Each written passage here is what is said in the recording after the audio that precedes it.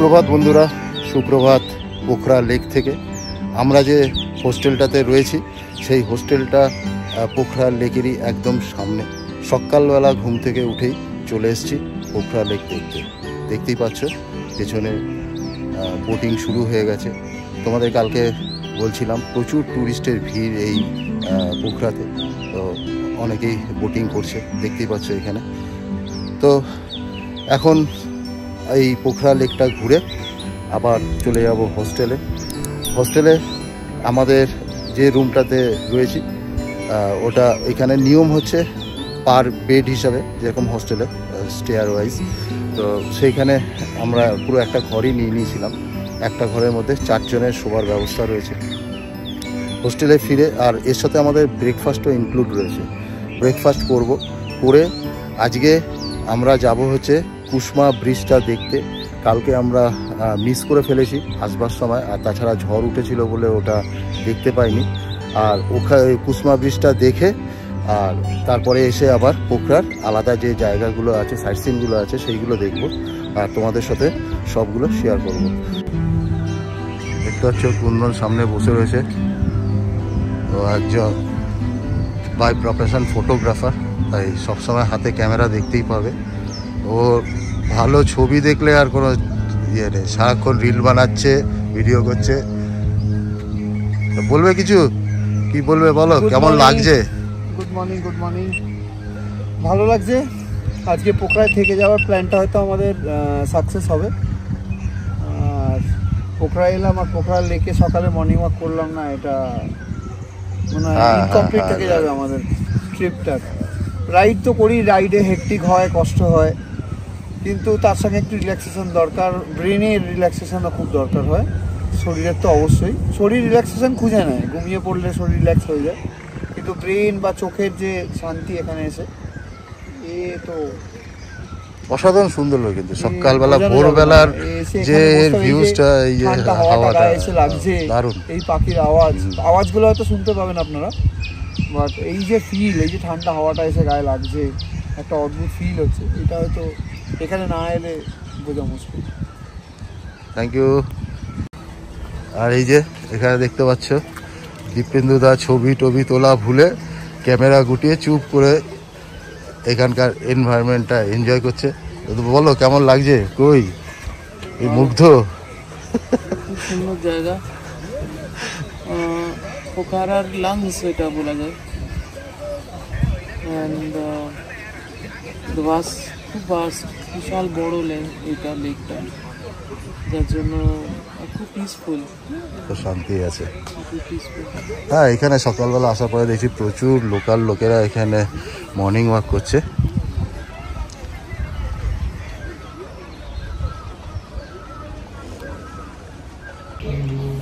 সকালবেলায় আমরা গেছিলাম ফিয়া লেকে, যেটাকে আমরা পোখরা লেক বলি।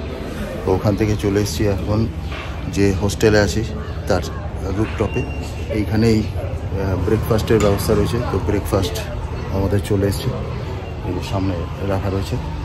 এখানে রয়েছে ব্রেড, বাটার অমলেট, আর কিছু ফ্রাই আছে, পটেটো আর টমেটো ফ্রাই আছে। তো এই ব্রেকফাস্টটা এখন কমপ্লিট করে আমরা আজকে আমাদের দিনের রাইডটা শুরু করে দিয়েছি। এখন যাচ্ছি কুসমা ব্রিজটা দেখতে।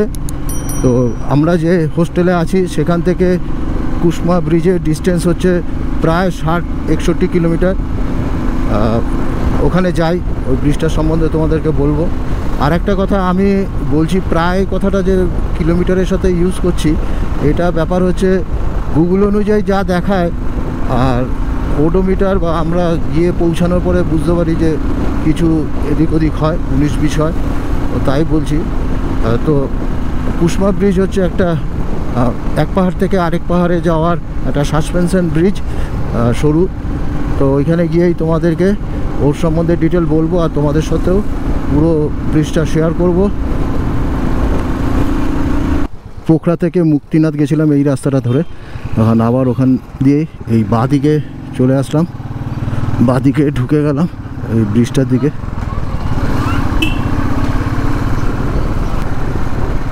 আমরা যে জায়গাটা দিয়ে চলেছি এই জায়গাটার নামই হচ্ছে কুসমা।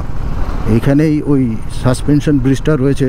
তো তোমরা পোখরার থেকে কুসমা আসবে, এসে ওইখানে কাউকে জিজ্ঞাসা করলেই বলে দেবে বাঁদিকে একটা রাস্তা ঢুকে গেছে, ওই রাস্তাটাই চলে গেছে ব্রিজটার দিকে। অবশেষে পোখরার থেকে আমরা এই ব্রিজটার সামনে চলে এসেছি। এই ব্রিজটার নাম হচ্ছে কুসামা গাদি ব্রিজ। আর এই যে জায়গাটা, এটার নাম হচ্ছে কুসামা। তো দেখতেই পাচ্ছ এই যে ব্রিজটা, এটা পুরো হ্যাঙ্গিং ব্রিজ।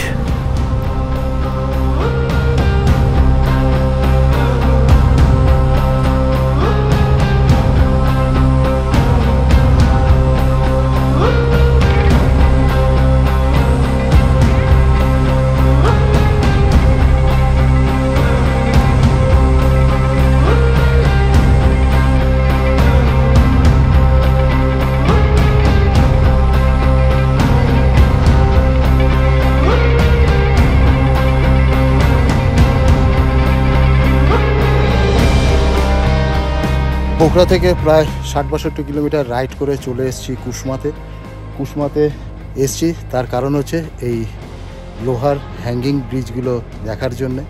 এইগুলো দেখবো বলেই আরও একটা দিন পোখরাতে থেকে গেলাম, আর কিছু সাইট সিন দেখব। তো এই যে ব্রিজগুলো লোহার তারের উপর রয়েছে, তো তোমাদেরকে দেখাবো। আমি এই পার থেকে ওই পারে যাব, এটাও আমার একটা নতুন এক্সপিরিয়েন্স, আগে কোনো দিন হয়নি। তো অসাধারণ, মানে এইখানে একটা রয়েছে, এখানে অনেকগুলো ব্রিজ রয়েছে। এই একটা রয়েছে, ওই দিকে দেখো, ওইটাকে আমার বেশি বড় বলে মনে হচ্ছে। ওই যে ওই ব্রিজটা অনেকটাই বড়, ওটা দিয়েও দেখছি বাইক যাতায়াত করছে। তা এর উপর এখন বাইক চালাবো। আর দেখেছো নিচের দিকটা দেখো, নিচে ওইখানেও একটা ব্রিজ রয়েছে। আর কত নিচে নদীটা গেছে, কত নিচে নদীটা দেখতে পাচ্ছ, তার উপরে এই লোহার ব্রিজগুলো।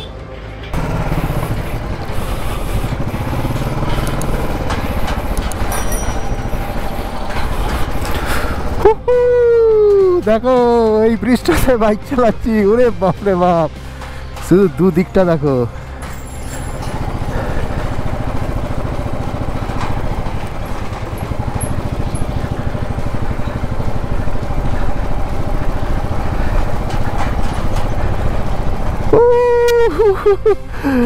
বাপরে বাপ, কত উঁচু।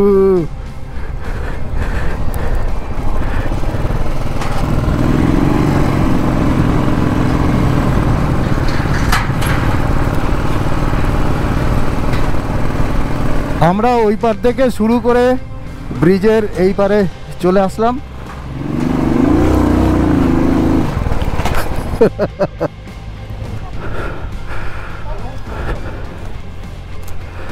তো হচ্ছে সেই ব্রিজ, আমরা ওই পার থেকে শুরু করে একদম এই পারে এসছি, আবার এই পার থেকে ওই পারে যাব। মাঝখানে দুদিকে তাকানো যাচ্ছে না, এত ডিপ আর এত গভীর।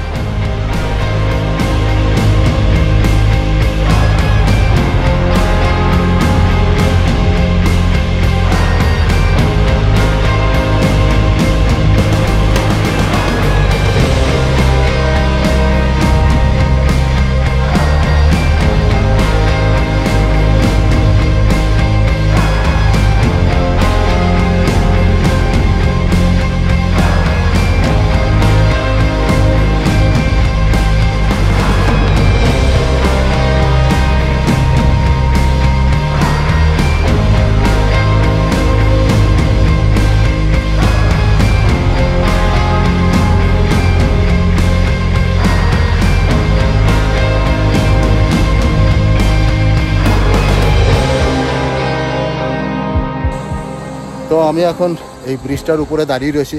তোমরা তো দেখলে আমি বাইক নিয়ে এই পার থেকে ওই পারে গেছি, আবার ওই পার থেকে ওই পারে আসলাম। ও দারুণ এনজয় করলাম রাইডটা, আর নতুন এক্সপিরিয়েন্সও হলো একটা। এরকম কোনো ব্রিজে আগে কোনো দিন গাড়ি চালাইনি, এই বাইক চালাইনি। তো দেখতেই পাচ্ছ কতটা উঁচুতে এই ইয়েটা রয়েছে, ব্রিজটা রয়েছে। আর ওই যে নিচে নদী চলে গেছে। কুসমাতে হ্যাঙ্গিং ব্রিজ দেখে কালকে যেখানে আমরা বিকালে ঝড় ওঠার সময় দাঁড়িয়ে চা খেয়েছিলাম, ঠিক ওই দোকানটাতেই দুপুরে লাঞ্চ সেরে নিলাম, এখন সোজা যাব হোস্টেলে। কুশমার থেকে হ্যাঙ্গিং ব্রিজ দেখে সোজা চলে গেছিলাম হোস্টেলে, ওইখানে লাগেজপত্র রেখে এখন চলে এসেছি ইন্টারন্যাশনাল মাউন্টেন মিউজিয়ামের সামনে। তো এখন এখানে যাব, এখানে কিছু ট্রেকিং সংক্রান্ত দেখার জিনিস আছে, তো সেইটাই দেখবো আর তোমাদের সাথে শেয়ার করব। ঢোকার সঙ্গে সঙ্গে এই যে সামনে দেখো টিকিট কাউন্টার, এখান থেকে টিকিট কালেক্ট করা হয়। এটা হচ্ছে এই ইন্টারন্যাশনাল মাউন্টেন মিউজিয়ামের টিকিট। নেপালিতে ইন্ডিয়ানদের জন্যে 263 টাকা, দেখতেই পাচ্ছ। টিকিট কাউন্টার থেকে বেশ কিছুটা হেঁটে আসার পর এই মিউজিয়ামটা তো আমরা দেখতে পাবো, এই যে সামনে দেখতে পাচ্ছ। আর এই যে 3 জন হচ্ছে কন্ট্রিবিউটার, যারা এই ইন্টারন্যাশনাল মাউন্টেন মিউজিয়ামটা তৈরি করতে হেল্প করেছে। তো এই মিউজিয়ামটা 5:30টায় বন্ধ হওয়ার সময়, এখন প্রায় 5টা বেজে গেছে। তো আমরা তাড়াতাড়ি করছি যাতে আধ ঘন্টার মধ্যে পুরো মিউজিয়ামটা যতটুকুনি পারি দেখব। এই হচ্ছে মিউজিয়ামের বিল্ডিংটা, খুব ওয়েল ডেকোরেট করা, খুব সুন্দর করে সাজানো বাগানটা। আর এই সামনেই দেখতে পাচ্ছ ইন্টারন্যাশনাল মাউন্টেন মিউজিয়ামের মেন এন্ট্রান্স। এটা এই মিউজিয়ামটা বিকাল 5:30টায় বন্ধ হয়ে যায়। আমরা যখন এখানে এসছি তখন প্রায় 5টা বাজে, তাড়াহুড়ো করেই ধরেছি মিউজিয়ামটা দেখার জন্যে। তো আমরা যখন দেখছিলাম তখন অলরেডি মিউজিয়াম বন্ধ করতে শুরু করেছে। তো আর তাছাড়া এর ভিতরে ভিডিও করার কোনো পারমিশন নেই, শুধু ছবি তোলার পারমিশন আছে। তো যতটা সম্ভব কিছু ছবি তুলেছি। পুরো মিউজিয়ামটাও ঠিকঠাকভাবে দেখতে পাইনি, কারণ সব যদি ঠিক করে দেখতে হয় তাহলে অনেকটা টাইম দরকার। এই মিউজিয়ামটা খুবই দেখার জিনিস আছে এর মধ্যে, 2-একটা ছবি তোমাদেরকে আমি দেখাতে পারি। ইন্টারন্যাশনাল মাউন্টেন মিউজিয়াম 2004 সালের 5ই ফেব্রুয়ারি উদ্বোধন হয়। নেপালের আর্কিওলজিক্যাল বিভাগ এই জাদুঘরটি পরিচালনা করে। প্রতি বছর প্রায় 1 লাখের বেশি দেশি ও বিদেশি পর্যটক এই জাদুঘর পরিদর্শন করেন। এই জাদুঘরে বিশ্বের পর্বতারোহণের অতীত এবং বর্তমানের ইতিহাস প্রদর্শন করা হয়েছে। জাদুঘরে 3টি প্রধান হল আছে: hall of great Himalaya, hall of fame এবং হল অফ ওয়ার্ল্ড মাউন্টেন। এছাড়া এখানে নেপালের ঐতিহ্যবাহী সংস্কৃতি, পর্বতবাসীদের সংস্কৃতি ও জীবনধারা, তার সাথে উদ্ভিদ ও প্রাণী জগতের প্রদর্শনী রয়েছে। ইয়েতি সম্পর্কের একটি প্রদর্শনী তোমরা এই জাদুঘরে দেখতে পাবে। আমরা এই মিউজিয়ামটা দেখে বেরিয়েছি, আর সঙ্গে সঙ্গে দেখো কি অবস্থা, প্রচণ্ড ওয়েদার খারাপ হয়ে গিয়ে এই দেখো ঝড় উঠছে, চতুর্দিকে ধুলো উড়ে বেড়াচ্ছে। তো ইন্টারন্যাশনাল মাউন্টেন মিউজিয়াম থেকে আমরা বেরিয়ে গেলাম, আর সামনে ওয়েদারের অবস্থা দেখো, কালো ঘন মেঘ করেছে আর প্রচণ্ড ধুলো উঠছে, বাপরে বাপ। এই দেখো সামনে অবস্থা দেখো, এ বাবা।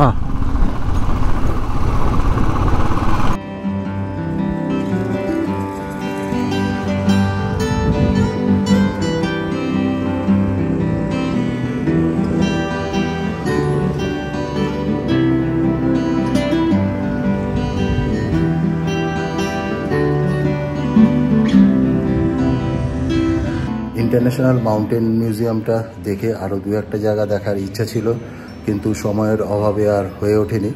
কেননা আমরা যখন মিউজিয়ামটা দেখে বেরিয়েছি তখন অলরেডি অনেক লেট হয়ে গেছে, অন্য জায়গাগুলো বন্ধ হয়ে গেছে। ওখান থেকে হোস্টেলে ফিরে এসেছিলাম, ফিরে এসে আমরা এখানে একটু রেস্ট নিয়েছি, আর রাতের ডিনারটাও এখানে ম্যাগি বানিয়ে আমরা খেয়ে নিয়েছি। দীপেন্দুদা রান্না করার সমস্ত সরঞ্জাম সাথে করে নিয়ে এসেছিলো, যার জন্য আজকে আর বাইরে খেতে যায়নি। তো আজকের ভিডিওটা এখানেই শেষ করছি, দেখা হবে পরের ভিডিওতে। যদি তোমাদের ভালো লাগে তাহলে অতি অবশ্যই একটা লাইক দিও।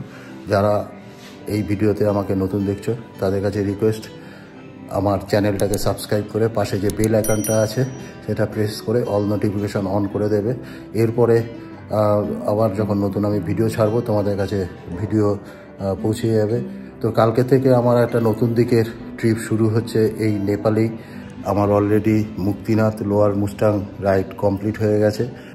আশা করি আরও ভালো ভালো ভিডিও তোমাদের কাছে প্রেজেন্ট করতে পারবো। সুতরাং এই চ্যানেলটাকে সাবস্ক্রাইব করে রাখো। তবে ভিডিওটা আজকে শেষ করছি।